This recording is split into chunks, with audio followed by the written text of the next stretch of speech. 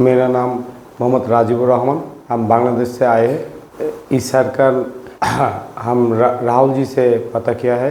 राहुल जी ने यह का पता दिया है। सर ने मेरा डायपर का सर्जरी किया है। सर्जरी करने से अभी बहुत अच्छा है। नेक्स्ट टाइम फिर 2 बरस पहले हम ऑपरेशन किया था, सर्जरी किया था। अभी हम चेकअप में आए हैं। पैर में इन्फेक्शन हो गया था,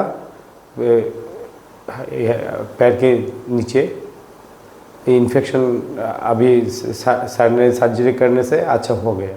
तो 2-3 दवाई दिया था 1 महीने के लिए, खाने से ठीक हो गया।